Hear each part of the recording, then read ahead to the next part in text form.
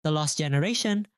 Pernah nggak sih lo ngerasa asing sama dunia sendiri? Kayak semua aturan, nilai-nilai, dan masa depan yang dijanjikan orang tua lo itu tiba-tiba kerasa omong kosong semua. Perasaan hampa ini pernah dialamin secara massal oleh anak-anak muda di awal abad ke-20. Mereka bukan cuma ngerasa tersesat, tapi mereka disebut sebagai The Lost Generation. Istilah ini pertama kali dipopulerkan oleh penulis legendaris Ernest Hemingway. Tapi idenya berasal dari Gertrude Stein yang bilang, "You are all a lost generation." Yang bikin mereka hilang adalah Perang Dunia I. Bayangin, lo lahir di akhir tahun 1800-an. Lo tumbuh besar dengan janji bahwa dunia itu indah, penuh kemajuan, dan moralitas itu segalanya. Terus, tiba-tiba, tahun 1914, lo dikirim ke parit-parit perang yang kotor, penuh tikus dan gas beracun. Lo lihat teman-teman lo mati dengan cara yang nggak manusiawi demi alasan politik yang lo sendiri nggak paham. Pas perang selesai tahun 1918, mereka yang selamat balik ke rumah. Tapi, mereka bukan lagi orang yang sama. Mereka ngalamin apa yang sekarang kita sebut PTSD. Mereka ngerasa nggak nyambung sama masyarakat yang pengen balik normal. Bagi mereka, nilai-nilai lama kayak kehormatan dan patriotisme itu udah mati di medan perang. Mereka kehilangan arah, kehilangan iman, dan kehilangan masa depan. Banyak dari mereka akhirnya kabur ke Paris. Kenapa Paris? Karena di sana mereka bisa jadi ekspatriat, mabuk-mabukan, bebas berekspresi, dan mencoba nyari arti hidup lewat seni. Disinilah lahir karya-karya sastra paling berpengaruh di dunia. Mereka disebut hilang bukan karena mereka nggak tahu jalan pulang, tapi karena orientasi hidup mereka hancur lebur. Mereka hidup di antara trauma masa lalu yang mengerikan dan masa depan yang mereka rasa nggak bakal pernah ada. Mereka jadi generasi yang skeptis, sinis, tapi juga sangat jujur dalam berkarya. Ironisnya, rasa tersesat mereka justru jadi pondasi budaya modern kita sekarang. Tanpa kegalauan The Lost Generation, mungkin kita nggak bakal punya musik jazz yang melankolis atau novel-novel yang berani ngebahas sisi gelap manusia. The Greatest Generation. Ada satu generasi yang dibentuk oleh api dan baja, yang nggak cuma bertahan hidup, tapi benar-benar nyelamatin peradaban manusia. Jurnalis Tom Brokaw menyebut mereka sebagai The Greatest Generation. Mereka adalah orang-orang yang lahir antara tahun 1901 sampai 1927. Dan percayalah, kurikulum vitae hidup mereka itu ngeri banget. Pas mereka baru aja mau beranjak dewasa, dunia dihantam The Great Depression tahun 1929. Mereka tumbuh dalam kemiskinan ekstrim, kelaparan, dan antrean panjang cuma buat dapat sepotong roti. Mereka belajar kerja keras bukan buat beli gadget terbaru, tapi cuma buat mastiin keluarga mereka nggak mati kelaparan. Pas ekonomi mulai membaik, dunia justru meledak gara-gara Perang Dunia II. Anak-anak muda yang tadinya cuma pengen sekolah atau tani, tiba-tiba harus pakai seragam militer. Di garis depan, mereka bertaruh nyawa. Di garis belakang, para wanitanya turun ke pabrik-pabrik, ngerakit pesawat dan kapal perang, sambil tetap ngejaga rumah tangga. Mereka punya semangat pengorbanan yang kolektif. Setelah perang selesai tahun 1945, mereka balik ke rumah, ngebangun kembali ekonomi yang hancur, nyiptain inovasi medis, ngebangun infrastruktur raksasa, dan ngebentuk dunia modern yang kita nikmatin sekarang. Kenapa mereka disebut terhebat? Bukan karena mereka nggak punya rasa takut, tapi karena mereka punya tanggung jawab yang jauh lebih gede dari ego mereka sendiri. Mereka adalah bukti kalau manusia bisa jadi sangat kuat saat ditekan oleh keadaan yang paling gelap sekalipun. The Silent Generation. Lo pasti sering dengar soal kegigihan kakek buyut The Greatest Generation atau hebohnya kaum baby boomers. Tapi di antara dua raksasa sejarah itu ada satu generasi yang sering terlupakan. Kenalin, The Silent Generation. Mereka adalah orang-orang yang lahir antara tahun 1928 sampai 1945. Kenapa disebut pendiam? Karena mereka tumbuh di masa yang paling enggak stabil dan penuh ketakutan. Pas mereka kecil, dunia lagi sisa-sisa perangnya The Greatest Generation. Pas mereka remaja, ada perang dingin dan ketakutan akan bom nuklir. Pesan dari orang tua mereka saat itu cuma satu, keep your head down and work hard. Jangan banyak protes, jangan bikin kerusuhan, yang penting aman dan stabil. Mereka dididik buat jadi pegawai yang baik dan warga negara yang patuh. Tapi jangan salah sangka dulu, meski namanya pendiam, karya mereka itu berisik banget di telinga kita sekarang. Martin Luther King Jr., Elvis Presley, sampai The Beatles, mereka adalah orang-orang orang yang sebenarnya nyiapin panggung buat revolusi budaya tahun 60-an. Mereka yang mulai gerakin hak-hak sipil, tapi mereka ngelakuinnya dengan cara yang lebih taktis dan nggak sevokal generasi setelahnya. Di Indonesia, mereka adalah generasi yang ngalamin masa-masa sulit transisi kemerdekaan sampai era Orde Lama. Sayangnya, saking diamnya, generasi ini nggak pernah punya presiden dari kelompok mereka sendiri di Amerika Serikat dalam waktu yang sangat lama, sampai akhirnya Joe Biden yang lahir tahun 1942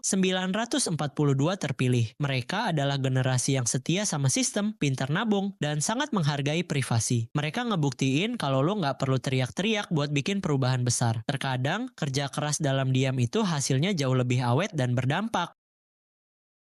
Baby boomers.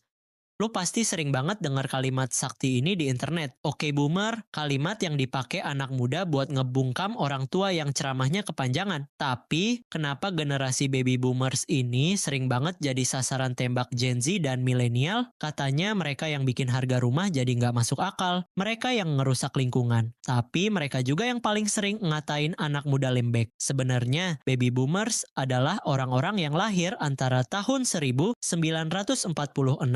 sampai 1964.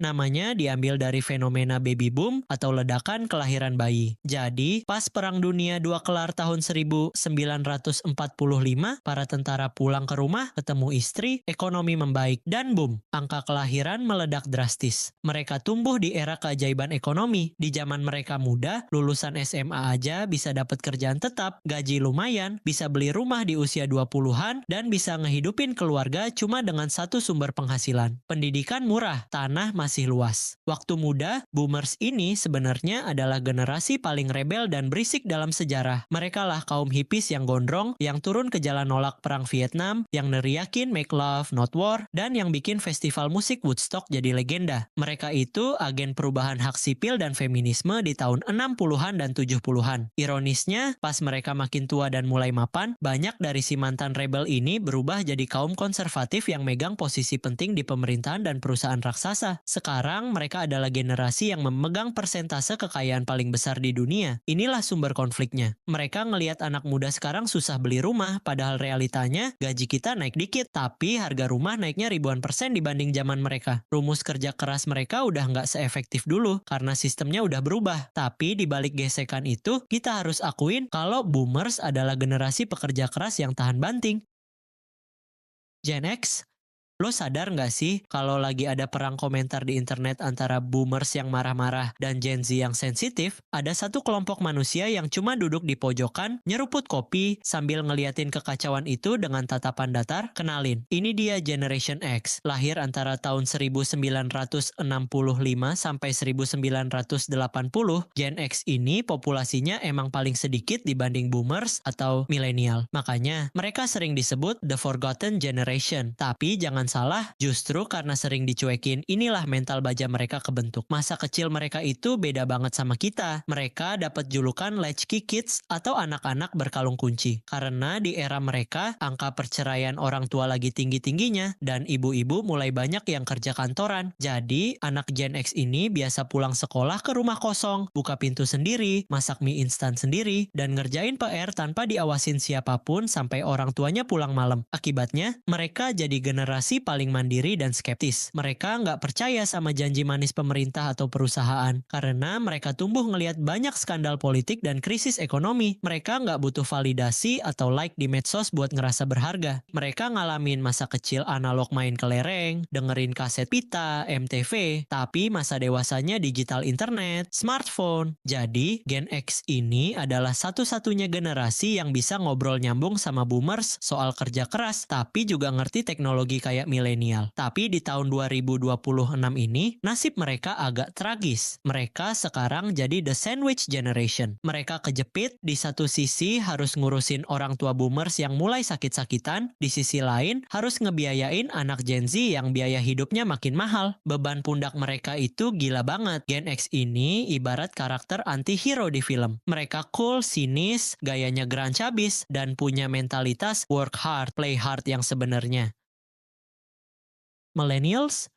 Coba deh lo ketik di Google, millennials are killing. Lo bakal nemu daftar panjang banget. Generasi ini sering banget dicap sebagai generasi baperan dan males kerja karena kebanyakan beli kopi susu mahal daripada nabung beli rumah. Millennials atau Gen Y adalah mereka yang lahir antara tahun 1981 sampai 1996.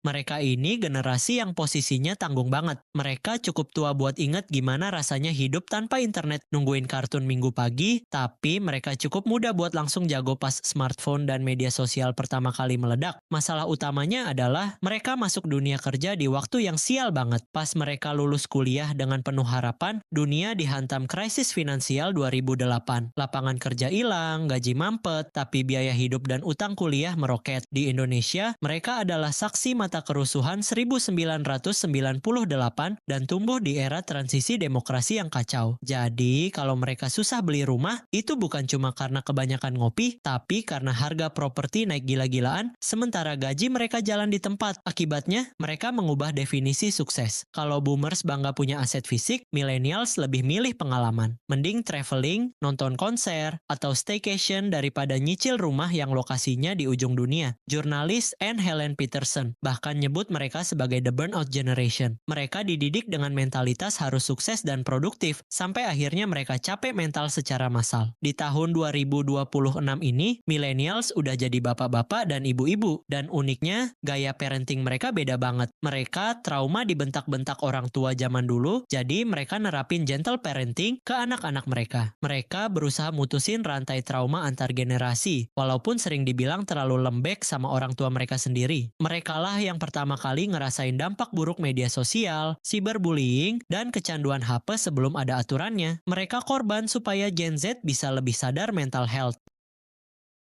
Gen Z.